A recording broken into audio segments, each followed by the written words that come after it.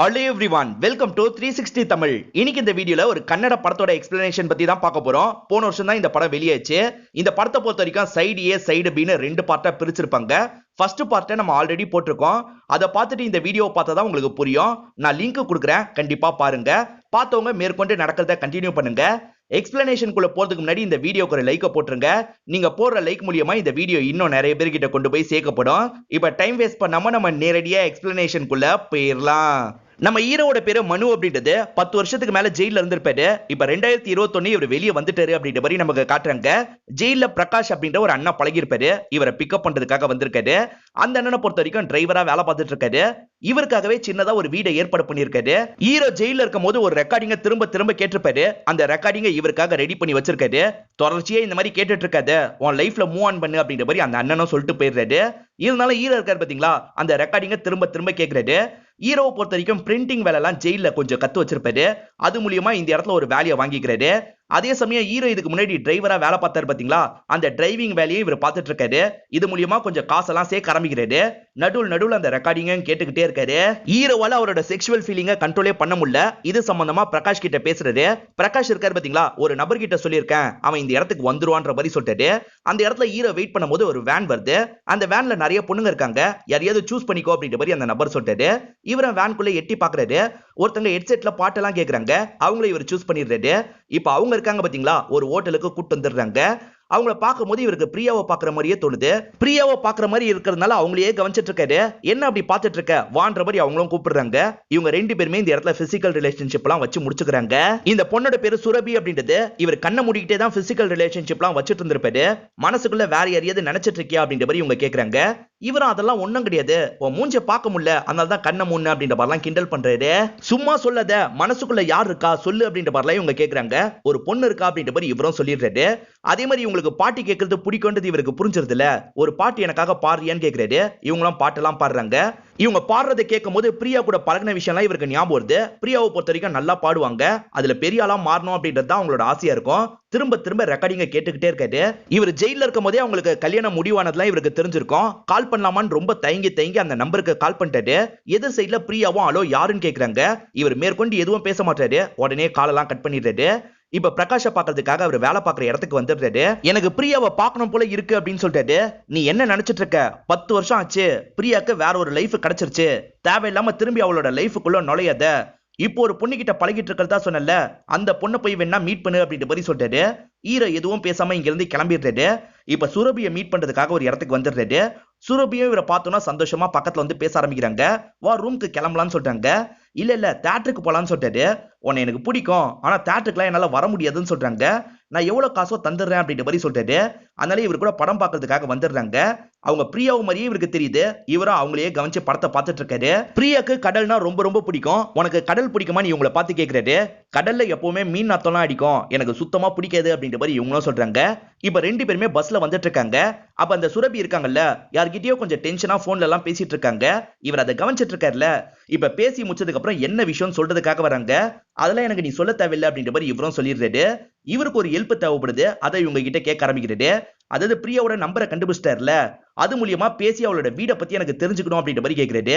இதுக்கு முன்னாடி நீ லவ் பண்ணதா சொன்ன ஊர்வசியை பத்தி தெரிஞ்சுக்கணுமா அப்படின்ற மாதிரி இவங்களும் கேட்கறாங்க. அவங்களுக்கு ஆல்ரெடி கல்யாணம் ஆயிடுச்சுன்னா இவர் சொல்லி வச்சிருப்பாரு.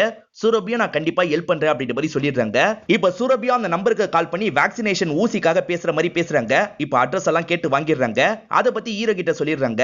இப்ப ஹீரோ இருக்காரு பாத்தீங்களா, அவங்க வீட்டை கண்டுபிடிச்சிடுறாரு. அவங்க எங்க வேலை பாக்குறாங்கன்னு கண்டுபிடிச்சிடுறாரு.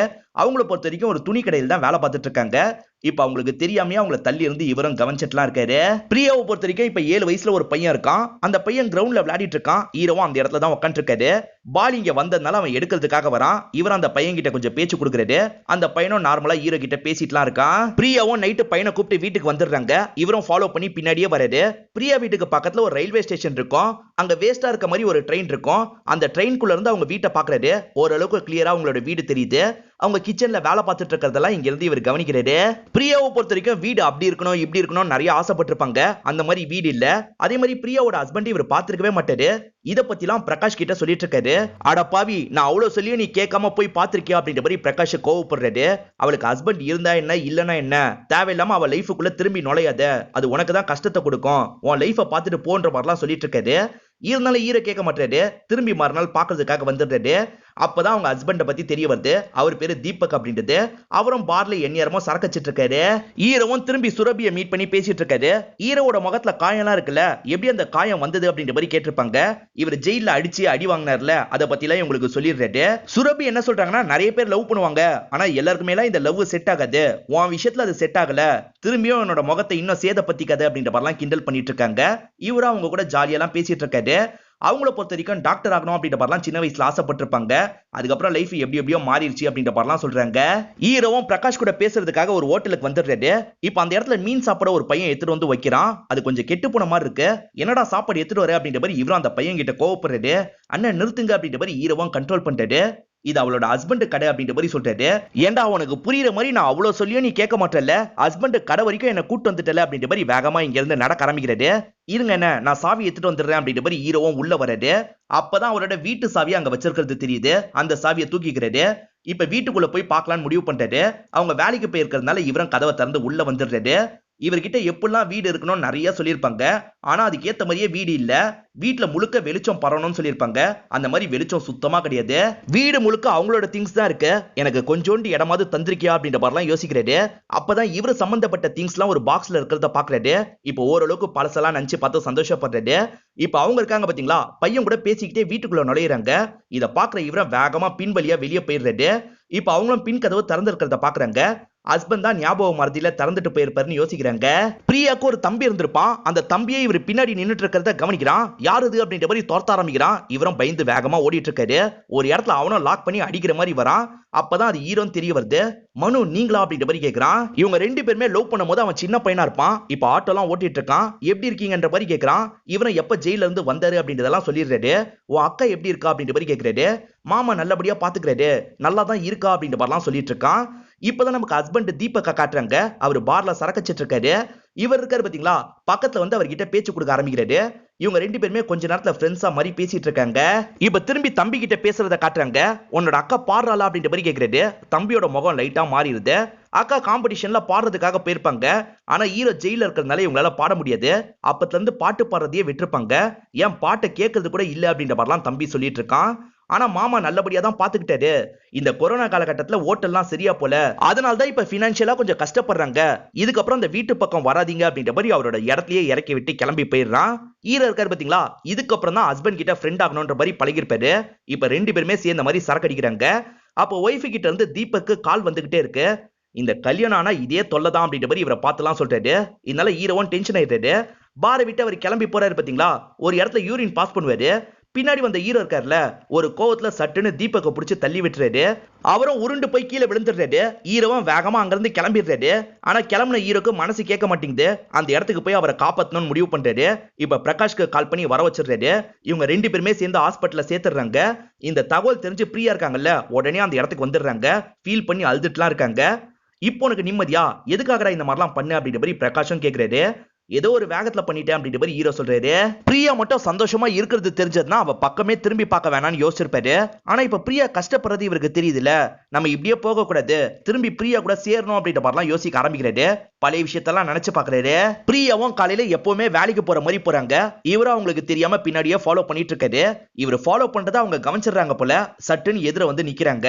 அப்படியே கட் பண்ணி இவங்க ரெண்டு பேருமே ஒரு காஃபி ஷாப்ல உட்காந்துட்டு இருக்காங்க. எப்படி இருக்கு அப்படின்ற மாதிரி இவங்க கேக்குறாங்க. நல்லா இருக்குன்னு சொல்றாரு. கொஞ்ச நாளைக்கு முன்னாடி தான் ரிலீஸ் ஆன அப்படின்ற மாதிரிலாம் சொல்றாரு. நீ எப்படி இருக்க, ஹாப்பியா இருக்கியான்ற மாதிரி கேக்குறாரு. ஹாப்பியா இருக்கன்னு சொல்றாங்க. சரி இன்னமும் பாடிட்டுலாம் இருக்கியா அப்படின்ற மாதிரி கேக்குறாரு. இவங்க பாடலன்னு இவருக்கு தெரியும்ல, இருந்தாலும் சும்மா கேக்குறாரு. இவங்க இருக்காங்க பாத்தீங்களா, இன்னமும் பாடிட்டு இருக்கன்னு போய் சொல்றாங்க. எனக்கு கல்யாணம் ஆகி ஒரு பையன் இருக்கான் அப்படின்ற மாதிரி சொல்றாங்க. இவரும் தெரியாத மாதிரியே இந்த இடத்துல காட்டிக்கிறாரு. உனக்கு கல்யாணம் ஆயிடுச்சா அப்படின்ற மாதிரி அவங்க கேக்குறாங்க. கல்யாணம் ஆயிடுச்சு, ஒய்ஃபு பேரு சுரபி அப்படின்ற மாதிரி இவரும் சொல்றாரு. பொய்யாதான் இந்த விஷயத்த சொல்றாரு. இப்ப இவங்க இருக்காங்கல்ல, இதுக்கப்புறம் நம்ம மீட் பண்ணாம இருக்கிறது தான் நல்லது, ஓகே நான் கிளம்புறேன் அப்படின்ற மாதிரி இங்க இருந்து கிளம்ப ஆரம்பிக்கிறாங்க. அப்படி நடக்கும் போது இந்த கஃபே ஒரு பீச் மாதிரி மாறிடுது. இவரும் தடுக்கிற மாதிரி எந்திரிக்கிறாரு. ஆனா இவர் ஒரு செல்லுக்குள்ள இருக்க மாதிரியும் லாக் ஆகி இருக்க மாதிரியும் இவருக்கு தோணுது. ஆக்சுவலா இவர் பார்த்தது பேசினது எல்லாமே இவருக்கு வந்த கனவா மட்டும்தான் இருக்கும். ஈரின் வீடு வெளிச்சமா இருக்கணும் அப்படின்ற மாதிரிலாம் எதிர்பார்த்தாங்கல்ல, ஒரு பேனர் தான் அந்த வெளிச்சத்தை மறைச்சிருக்கும். அந்த பேனர்லாம் இவர் கிழிச்சிடுறாரு. இவங்க காலையில கிச்சன்ல வேலை பார்க்கறதுக்காக வராங்க. என்ன என்னைக்குமே இல்லாம இன்னைக்கு வெளிச்சம் இவ்வளவு வருது அப்படின்ற மாதிரிலாம் யோசிக்கிறாங்க. அந்த பேனர்ல அந்த பர்டிகுலர் போர்ஷன் கிழிஞ்சிருக்கிறது தெரியுது. பிரியா இருக்காங்கல்ல, பையனுக்கு பொங்கல் தான் ரெடி பண்ணி தந்திருப்பாங்க. அந்த பொங்கல் அவன் சாப்பிட்டுட்டு இருக்கான். எனக்கும் கொஞ்சம் தெரியா அப்படின்ற மாதிரி இவர் கேட்கிறாரு. சரின்ற மாதிரி அந்த பையனும் டிஃபன் பாக்ஸ் தள்ளி வைக்கிறான். என்னோட அம்மா சூப்பரா சமைப்பாங்க அப்படின்ற மாதிரிலாம் சொல்றான். இவருக்கும் பழைய ஞாபகம்லாம் வருது. அவங்க சூப்பரா சமையல்லாம் பண்ணுவாங்க. இப்ப அதே டேஸ்ட் இருக்கிறதெல்லாம் நினைச்சு ஃபீல் பண்ணிட்டு இருக்காரு. அவங்களுக்கு தெரியாமே சின்ன சின்ன ஹெல்ப் எல்லாம் பண்ணணும்னு நினைக்கிறாரு. அவங்க பைக் ஸ்டார்ட் ஆகலன்னு கவலைப்படுறாங்க. இவர் ரெடி பண்ணி வச்சிடுறாரு. இன்னொன்னு வாட்டி ஸ்டார்ட் பண்ணும்போது ஸ்டார்ட் ஆயிருது. அதே மாதிரி துணி துவைக்கிறதுக்காக ஒரு இடத்துக்கு வருவாங்க. அந்த இடத்துல ஒரு மியூசிக் சிஸ்டத்தை இவரே செட் பண்ணி வச்சிடுறாரு. அது மூலியமா இவங்க பாட்டு கேட்கலாம்ல, அதுக்காக தான் இந்த மாதிரிலாம் பண்ணிட்டு இருக்காரு. அவங்க பாட்டு கூட கேட்க மாட்டாங்கல்ல, அதனால ஹீரோவன் தம்பியை பார்க்கறதுக்காக வந்துடுறாரு. தம்பி கிட்ட ஒரு ஹெட்போனை தர்றாரு. இதை உன்னோட அக்கா கிட்ட தந்துரு அப்படின்ற மாதிரி சொல்லிட்டாரு. தம்பியா சரின்ற மாதிரி ஏத்துக்கிறான். தம்பி பேரு வினோத் அப்படின்றது. இப்ப அக்கா வீட்டுக்கு வந்திருக்கான். அக்கா இதை வச்சுக்கோ, உனக்காக வாங்கின அப்படின்ற மாதிரி தரான். நீ அது காசு கொடுத்து வாங்குறதாவது, யாராவது ஆட்டோல விட்டு போயிட்டாங்களா அப்படின்ற மாதிரி அவங்களும் தம்பியை கலாய்ச்சிட்டுலாம் இருக்காங்க. இப்ப எல்லாருமே பஸ்ல வரும்போது பாட்டு கேட்டுட்டு வராங்க. இவங்க கிட்ட ஹெட்செட்லாம் இருக்கு, இருந்தாலும் பாட்டு கேட்க கூடாது அப்படின்ற மாதிரி இவங்க நினைச்சிட்டு இருக்காங்க. ஹீரோ தான் தீபக்கு ஃப்ரெண்டா மாறிடுறாருல, அடிக்கடி அவருக்கு சரக்கெல்லாம் வாங்கி தராரு. எப்பவுமே நீங்க தான் சரக்க வாங்கி தரீங்க, இன்னைக்கு உங்களுக்காக நான் ட்ரீட் வைக்க போறேன் அப்படின்ற மாதிரிலாம் தீபக் சொல்லிட்டாரு. அப்பதான் தீபக் கிட்ட பேசுறதுக்காக ஆட்கள்லாம் வராங்க. நிறைய கடன் வாங்கியிருக்காரு போல, அது சம்பந்தமா தான் அவரை பிடிச்சி பயங்கரமா மிரட்டிட்டு இருக்காங்க. ஹீரோவும் பாருக்குள்ள இருந்தே இந்த விஷயத்தெல்லாம் கவனிச்சிட்டு இருக்காரு. பிரியா இருக்காங்கல்ல, பையனுக்கு சைக்கிள் வாங்கி தரணும் அப்படின்ற மாதிரி காசெல்லாம் சேர்த்து வச்சிருப்பாங்க. அதை ஓபன் பண்ணி பார்த்தா காசு சுத்தமா கிடையாது. ஹஸ்பண்ட் தான் குடிக்கணும்ன்றதுக்காக அந்த காசெல்லாம் எடுத்திருக்காருன்னு தெரிய வருது. பிரியா பையனை ஸ்கூல்ல விடுறதுக்காக வரும்போது பையன் அழுதுகிட்டே வரான். இதை ஹீரோ கவனிச்சிருப்பாரு. எதுக்காக இன்னைக்கு அழுது அப்படின்ற மாதிரி கேட்கிறாரு. என்னோட அம்மா சைக்கிள் வாங்கி தரதா சொன்னாங்க, இப்ப காசு இல்ல, வாங்கி தர முடியாதுன்னு சொல்லிட்டாங்க அப்படின்ற மாதிரி சொல்றான். நான் வேணா வாங்கி தரவான்னு கேட்கிறாரு. என்னோட அம்மா கோவப்படுவாங்க, அதெல்லாம் வேணாம் அப்படின்ற மாதிரி சொல்றான். இப்ப ஹீரோ இருக்காரு பாத்தீங்களா, ஒரு அம்யூஸ்மெண்ட் பார்க்கோட டிக்கெட்டை தராரு. இவர் காசு கொடுத்து தான் டிக்கெட்டை வாங்கியிருப்பாரு. ஆனா எனக்கு ஃப்ரீயா கிடைச்சது, உனக்கு தெரிஞ்சவங்க கூட போயிட்டு வான்ற மாதிரி தந்துடுறாரு. அந்த பையனும் வீட்டுக்கு வந்து டிக்கெட்டை தரான். இப்ப பக்கத்து வீட்டு அக்கா இருக்காங்கல்ல, பசங்களோட ஜாலியா போயிட்டு வரலாம்னு சொல்றாங்க. சரின்ற மாதிரி பிரியாவும் இந்த இடத்துல ஏத்துக்கிறாங்க. அவங்க வராங்க பாத்தீங்களா, அதே இடத்துக்கு இவரும் வந்துடுறாரு. ஆனா இந்த விஷயத்தெல்லாம் சுரபி கிட்ட சொல்ல மாட்டாரு. இப்ப பிரியா பசங்க கூட ஜாலியா விளையாடிட்டு இருக்காங்கல்ல, அதெல்லாம் இவர் சுரபி கூட பேசிக்கிட்டே நடுவுல கவனிச்சிட்டு இருக்காரு. சுரபி விளையாட்டுக்காக இவர் அடிக்கிறாங்க. அப்ப தெரியாதனமா இவரோட ஜர்க்கின் லைட்டா கிழிஞ்சிருது. அந்த இடத்துல பிரியா மட்டும் தான் இருக்காங்க. பிரியாவோட ஹஸ்பண்ட காணோம். இப்பதான் அந்த ஹஸ்பண்ட் கிட்ட இருந்து கால் வருது. என்ன தீபக், வேற நம்பர்ல இருந்து கால் பண்ணிருக்கீங்கன்னு கேக்குறாரு. இல்ல சார், ஃபேமிலியோட வெளியே வந்திருக்கேன், அதனால தான் அப்படின்ற மாதிரி அவர் சொல்றாரு. இது ஃபேமிலியோட வெளியே வந்திருக்கானா, ஏன் இப்படி போய் சொல்றான் அப்படின்ற மாதிரி இவரும் இந்த இடத்துல யோசிக்கிறாரு. அவர் கால் பண்ண நம்பரை பத்தி விசாரிக்கிறாரு. ஒரு மசாஜ் சென்டர் நம்பர்னு இவருக்கு தெரிய வருது. பிரியாவை தீபக் சீட் பண்ணிட்டு இருக்காரு போல அப்படின்ற மாதிரி இவர் யோசிக்கிறாரு. சுரபி இவரோட ஜர்க்கினை கிழிச்சிட்டாங்கல்ல, அதுக்காக ரெட் கலர்ல புதுசா ஒரு ஜர்க்கினை வாங்கி தந்திருக்காங்க. ஹீரோவும் இது நல்லா இருக்கு அப்படின்ற மாதிரி சொல்றாரு. எனக்காக நீ ஒரு ஹெல்ப் பண்ணணும்னு சொல்றாரு. அவங்களும் சரின்னு ஏத்துக்கிறாங்க. சுரபி இருக்காங்கல்ல, தீபக்கோட கடைக்கு சாப்பிடறதுக்காக வந்துடுறாங்க. இப்ப தீபக்க பார்த்து நடுவுல சிரிச்சுக்கிட்டே இருக்காங்க. ஆனா அவர் பெருசா ரியாக்ட் பண்ண மாட்டாரு. இப்ப காசை கொடுக்கும் போது கையெல்லாம் டச் பண்றாங்க. இருந்தாலுமே சரி, அவர் பெருசா கண்டுக்கவே மாட்டாரு. தீபக் ஆள் எப்படின்னு தெரிஞ்சுக்கிறதுக்காக தான் இந்த மாதிரி செக் பண்ண சொல்லியிருப்பாரு. இவங்க செக் பண்ணிடுறாங்கல்ல, அவன் மோசமானவனா தெரியல, நல்லவனா தான் தெரியறான் அப்படின்ற மாதிரி சொல்லிட்டாங்க. ஹீரோவால இந்த விஷயத்தை ஏத்துக்க முடியல. இன்னும் கொஞ்சம் ட்ரை பண்ண முடியுமா அப்படின்ற மாதிரி கேக்குறாரு. ஆனா இவங்க பயங்கரமா டென்ஷன் ஆயிடுறாங்க. ஹீரோவை திட்டி காலை கட் பண்ணிடுறாங்க. ஹீரோவும் இந்த இடத்துல பயங்கரமா ஃபீல் பண்ணிட்டு இருக்காரு. ஹீரோவும் திரும்பி பிரியா கூட சேரணும் அப்படின்ற மாதிரிலாம் யோசிக்கிறாரு. அதுக்கு இவர் தானே தடியா இருக்காரு, இவரை சாவடிச்சிடலான்னு கூட யோசிக்க ஆரம்பிச்சிடுறாரு. தீபக்கும் அவரோட கடையிலேயே சரக்கு அடிக்கிறதுக்காக கூப்பிட்டு. இப்ப அவர் திரும்பி நிக்கும் போது இவர் இருக்கார்ல, அவர் கிளாஸ்ல விஷத்தை கலந்துடுறாரு. இப்பதான் தீபக்கு ஃபீலிங்கா சில விஷயங்களை சொல்ல ஆரம்பிக்கிறாரு.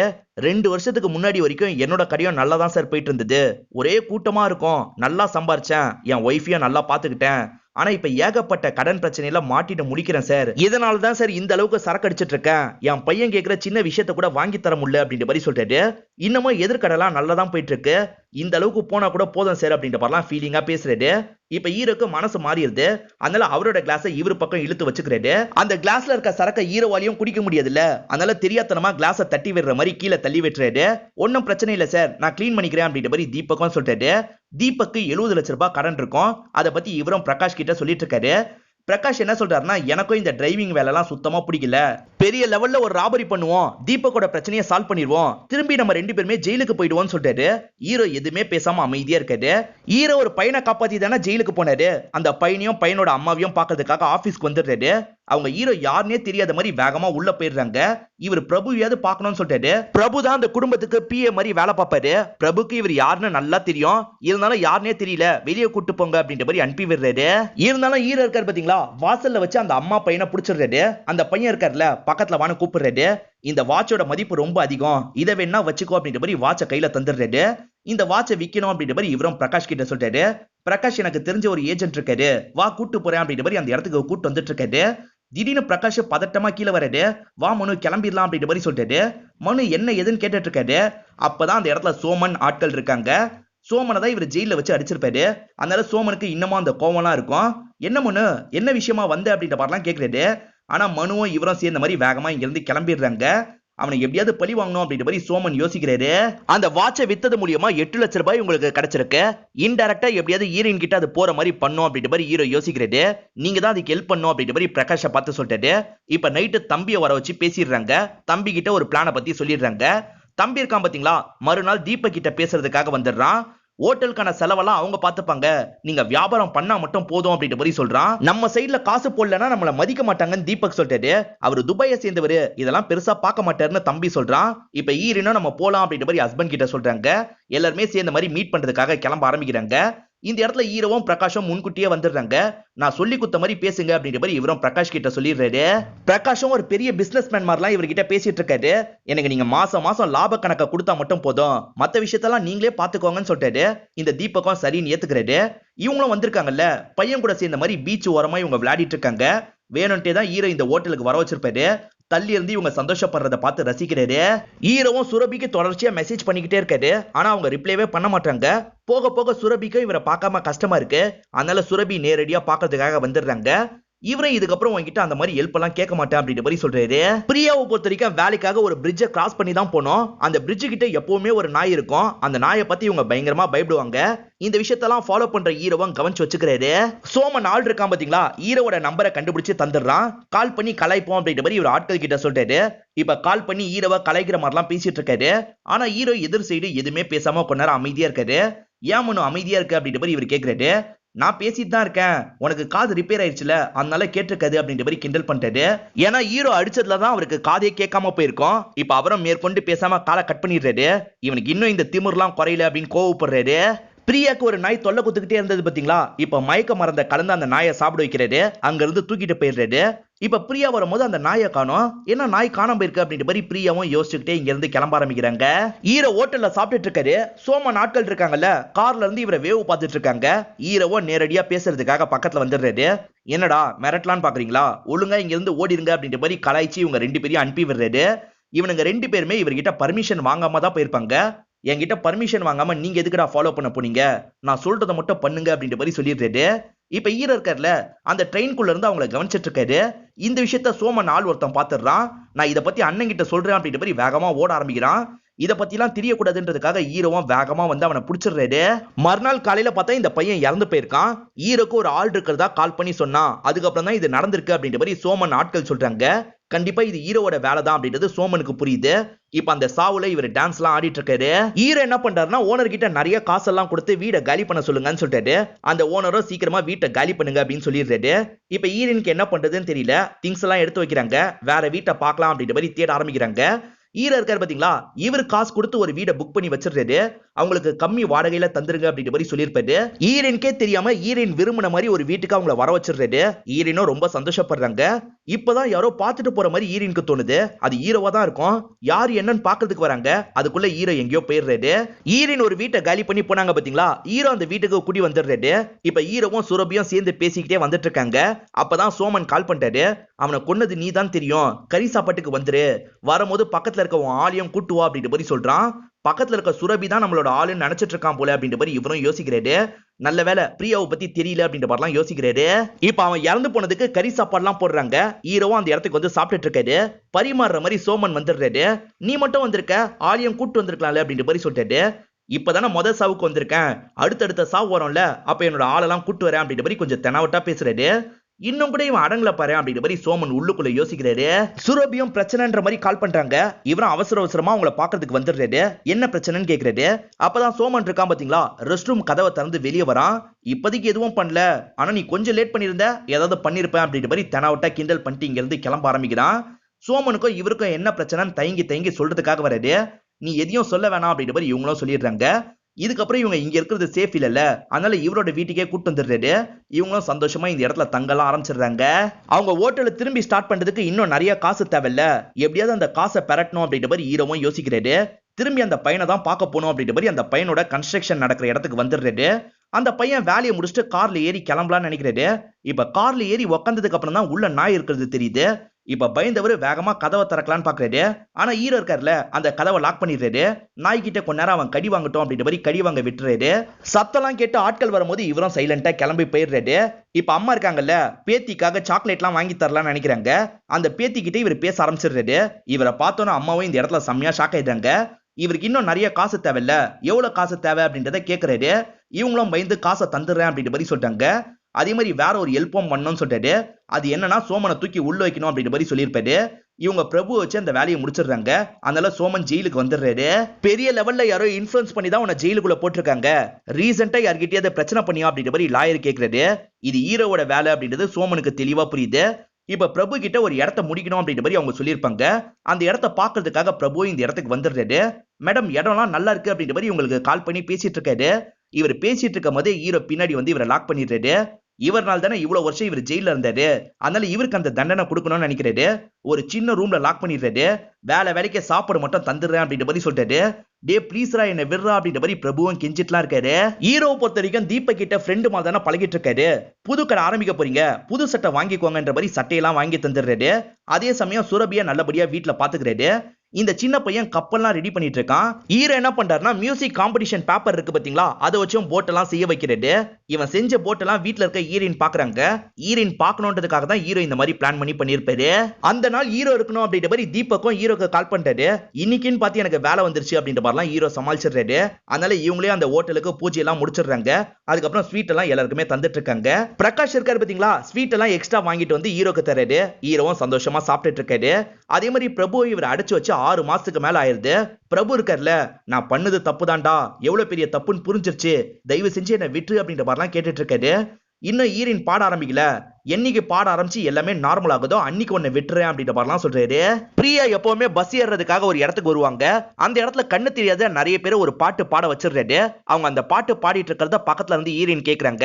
அதுக்கேத்த மாதிரி கால் அசைச்சு ராகலாம் பண்றாங்க. இப்ப பக்கத்துல வந்து அந்த பசங்க கிட்ட பேசுறாங்க. இதெல்லாம் தள்ளி இருந்து இவரும் கவனிக்கிறாரு.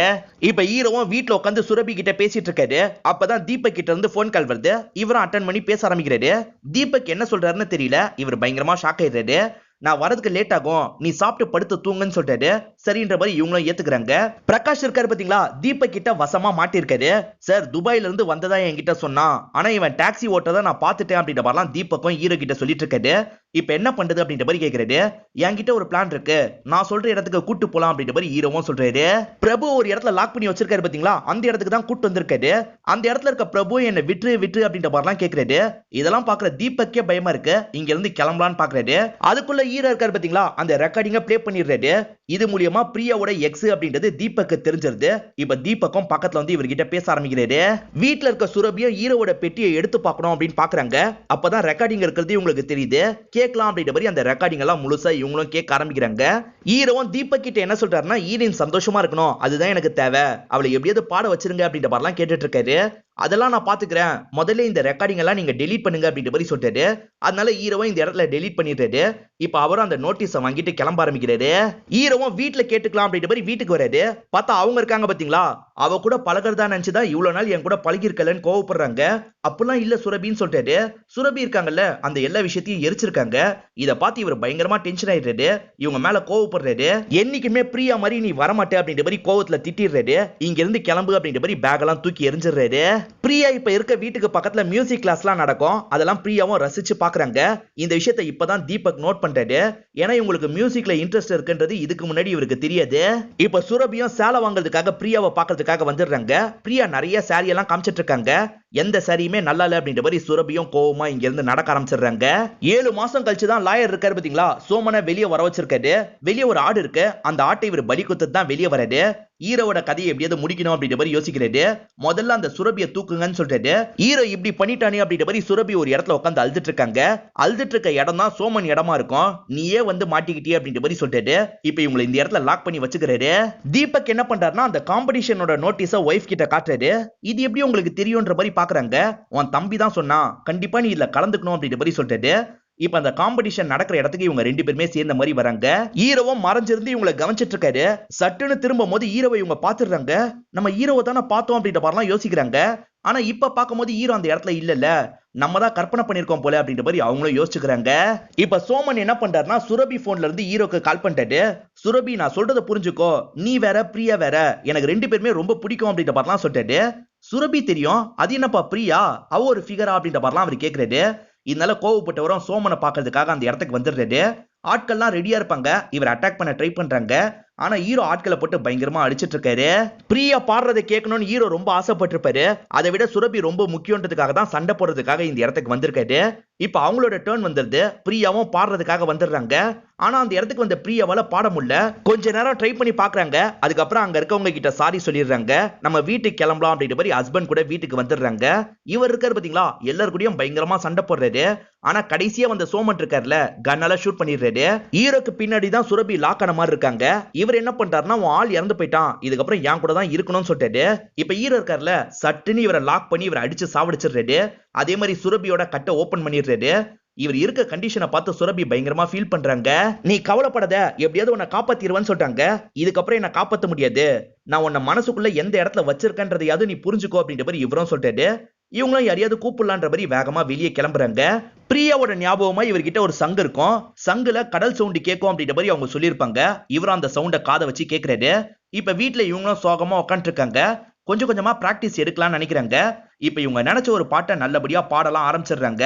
இவங்க பாடிட்டு இருக்க சவுண்ட் ஹீரோக்கு கேக்குது. இப்ப ஹீரோவும் அந்த சவுண்ட் கேட்கிற மாதிரி இந்த இடத்துல நடந்து வராரு.